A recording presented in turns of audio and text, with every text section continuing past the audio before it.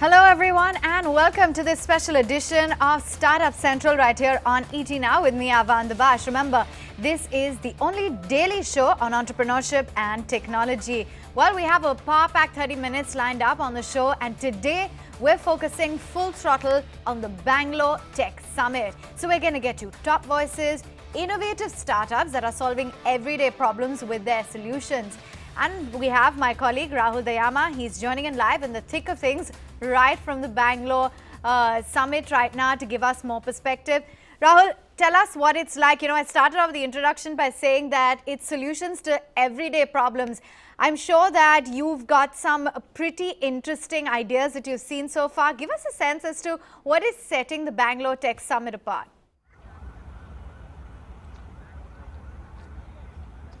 Avan, that's right, and no event is sort of complete without startups that sort of come out with solutions that they are up to. This time the Karnataka government has kept the theme around innovate and impact. So it's just not about innovation but real impact that startups can have on problems that plague everyday life. So the Karnataka government's focus has been so much so that they've done away with the annual investor summit to focus on this tech summit, where we are seeing 12 countries, delegates come by.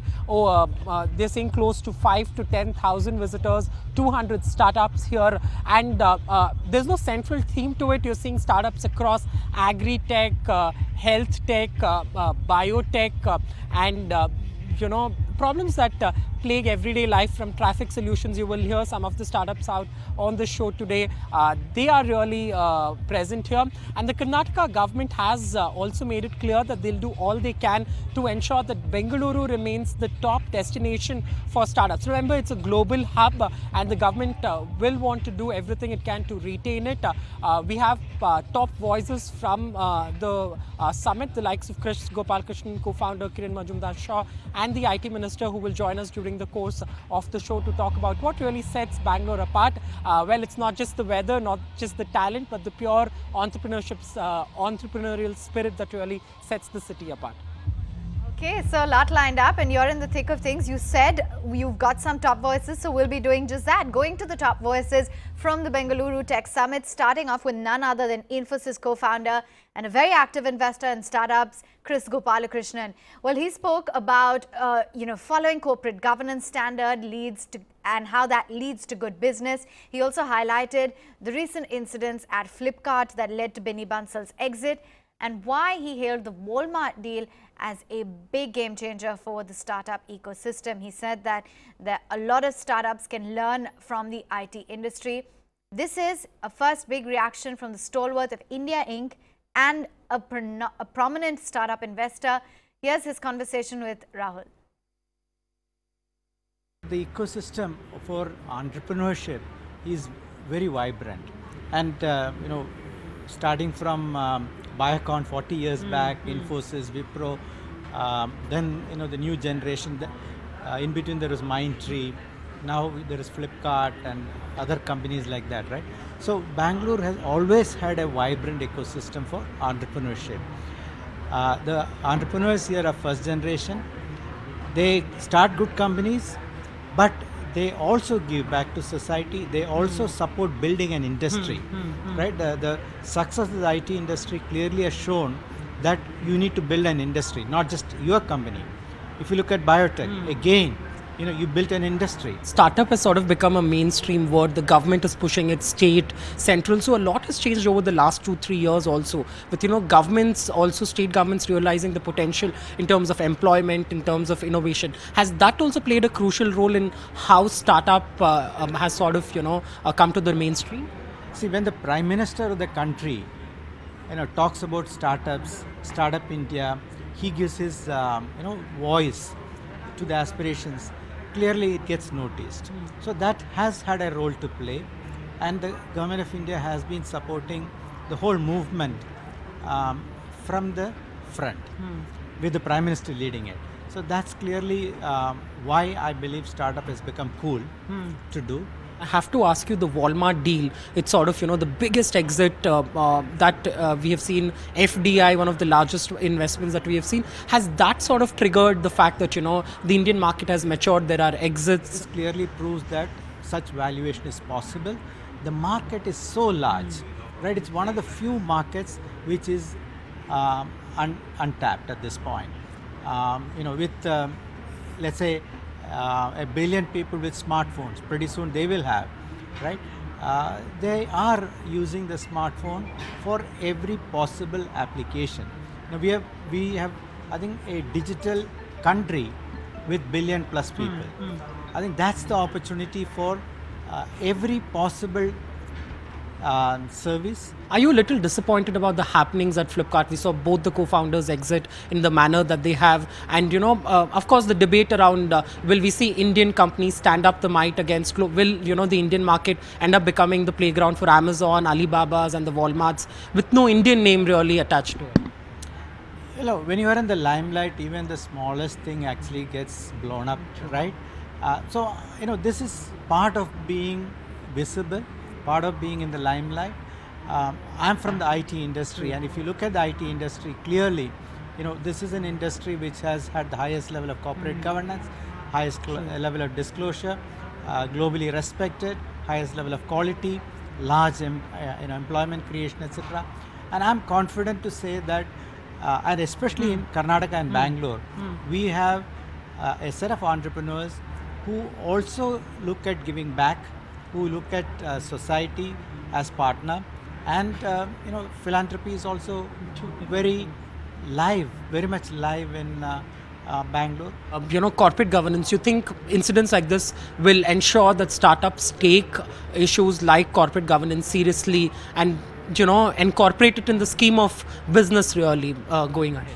Yeah, it's not just the startups, the investors, the community, all of them will actually demand, and I think rightly so, because I strongly believe, again based on the experience of the IT industry, right, good corporate governance is good business.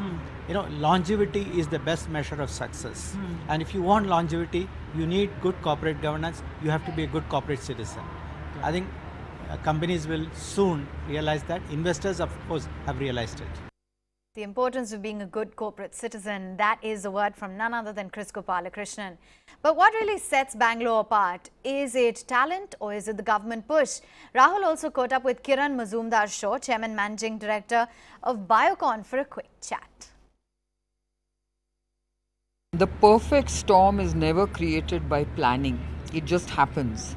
And I think what has happened in Bangalore is that because of an initial push given by the biotech and IT sectors in terms of startups, which happened actually through the vision groups, actually telling the government that they need to nurture startups. Because you've been a part of it yourself. Yeah, both, I've chaired the vision group on biotech, and Kris chairs the vision group on IT. And I think both of us basically told the government that we need to come out with policies that create startup incubators. They need to seed fund incubators, and that started in a very small way.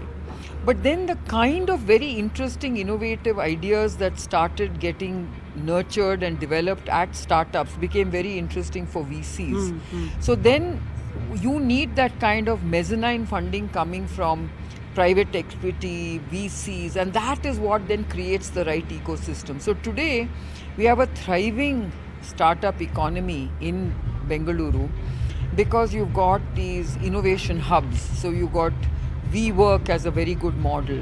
You've got the Bangalore Bio-Innovation Center, you've got CCAM, you've got many innovation hubs, even at metro stations. You know how much is happening. Yeah, the government is open. So today it looks like this is becoming a startup economy. Now, the next opportunity obviously is to scale up. So many of these ideas are beginning to get scaled up because, it all started with the successful high net worth individuals who came from the tech space, who started investing in some of these startups, and then the startups ecosystem started with government help, and now it's expanding. So today we are in that sort of sweet spot where we've suddenly got a nice growing ecosystem, and everyone's excited, and you can see that there's so much that's happening, including drone technologies, blockchain, machine learning. The Walmart deal has sort of put the focus back that there's exit, the Indian ecosystem has matured. Will that sort of trigger a lot many startups sort of, also looking at exits and what potential that really throws up? So you will always have a combination of exits and scaling companies. And I think today it's a very exciting time because people are looking at coming into India, and obviously the shortest way of getting into the Indian market is to acquire. So M&A activity is very, very vibrant right now because you have many types of exciting e-tailing industries or companies that have started and are beginning to show promise. So a lot of the companies want to jump in and get a share of this growing market. And India is only the last big market left to sort of conquer. Yeah. So I think you are finding people looking at these kind of opportunities, and that's why you're seeing exits happen. Meantime, we had lots of other interesting voices and perspective coming in Bengaluru. Rahul caught up with the Karnataka IT minister and began by asking him about how Bangalore has made a mark when it comes to startup innovations. Let's hear him out. Earlier, we used to have the global investment summit. Now we are changed. Of course, the future we will conduct the global investment also. But this year we thought we should not miss this fourth revolution, industry revolution. That technology is changing very fast.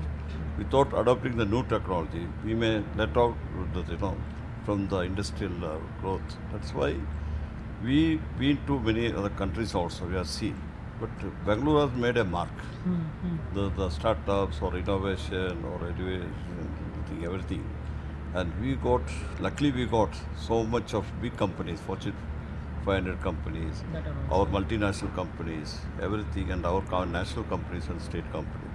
Earlier, the Bangalore known as nothing. It was a backup office or a call center. Now it has completely changed. In terms of entrepreneurship. And our technical people, talent available, is the advantage for us. So, but how confident are you that Bangalore will continue to maintain edge? For now, if you compare even, it is not only a regional startup destination, globally also, if you talk top 3 it comes to, what will the government do, Karnataka government, to ensure it maintains the edge because the competition is increasing, Hyderabad, Mumbai, Delhi also really.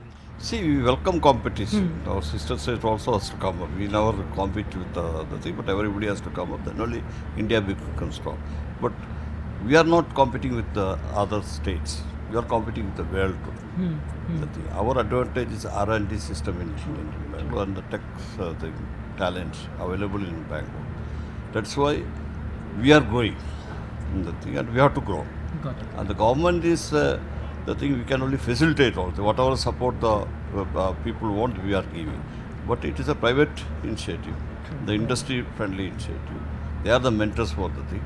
Wherever we want to support, we have got a policy, and for the thing we are giving a new policy, even for the drone policy also. Drone policy we have made, electric vehicle policy we have made, and we know the IA, the artificial intelligence, AI, has to come and it should be adopted. The blockchain, the IoT, all this need of the hour for the industry. So you're saying big complaint from industry or entrepreneurs is infrastructure of Bangalore, not so what's the feedback that you hear from industry? Is it still infrastructure issues, traffic issues, and is that the only hindrance? Everything seems to be falling in place. Talent is there, innovation is there, but infrastructure, they say, has not sort of been growing as they would have liked. Bangalore is one of the fastest growing city in the world.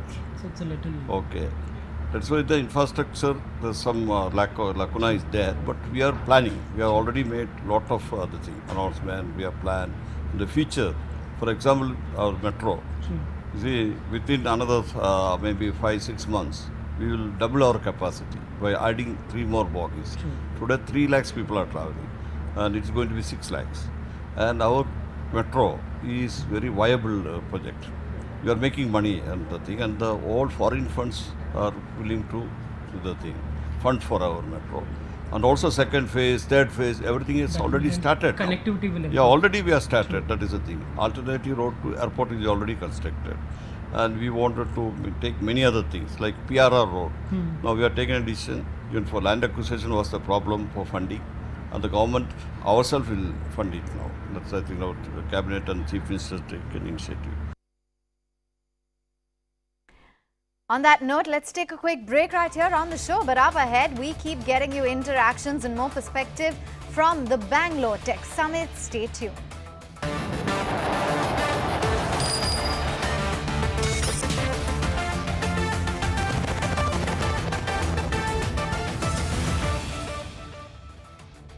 Great to have you back with us. Thanks so much for staying tuned. We're getting you more perspective from the Bangalore Tech Summit, and let's get you some interesting startups that showcase their products at the Bangalore Tech Summit.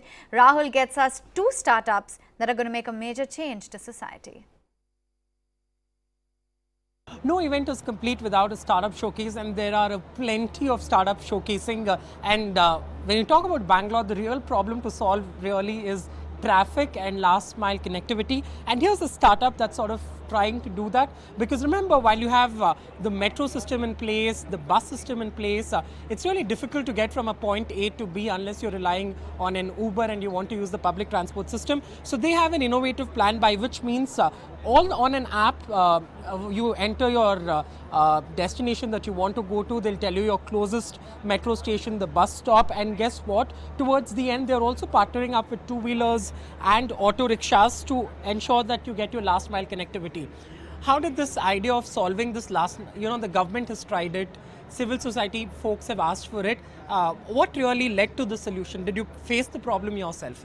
Yes, we faced the problem by ourselves when we got on a metro station. We did not had any source to go forward, and standing there and waiting for the Olas and the Ubers, and standing and dying and getting in the cancellations, we understood there is something that we need to sort out, and that led to the thought of building a solution that is scalable, that provides information, connectivity, and help the mass public. All right.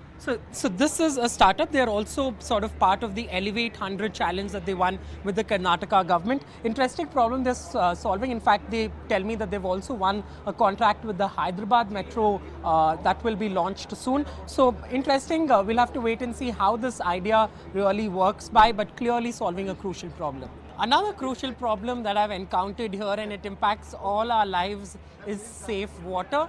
And a lot of water really is wasted across, may not just be drinking water, but affluent waste, factories, and that can actually be used. And there's a startup that's used nanotechnology to ensure they can, clean water that can be used for other purposes. Could you tell us how does it work, and also show us a demo in terms of how nanotechnology can really be used? Yes. So nanotechnology is a cutting edge technology. So we are developing, there are so many products out there, but what we are doing is, we are trying to solve a local problem using a cutting edge technology. So basically I'm from Indian Institute of Science, postdoc from IISc, and we saw the Bangalore Lake problem, and we started this startup just a year before. So what we are doing here exactly, this is a dye industry, denim jeans wash water. So the people usually use 4 to 5 chemicals to add this and make the precipitate out and everything. So what we do is, we have some nanomaterials. So I will just take some, so that while we discuss, we will have, so you can see some color. Okay. So this is the dye water that laundry would typically discharge. Cool. Okay. So we'll be like adding one of our nanomaterial. This is around less than 10 nanometer in size. So we take a few drops and just mix it using a glass rod.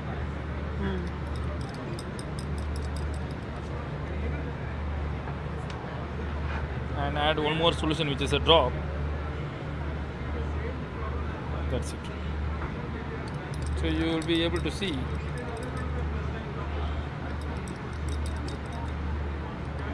So you can see the flocculation happening very fast. All of that will then settle down. So it's very fast, rapid. Instead of going for bio-ETP and all, if you use microorganisms, it takes hours, 24 hours, 48 hours. But this is very fast. Can you see the clarity? You can see it will be perfect. So so this is what happens. And how long does it take for it to?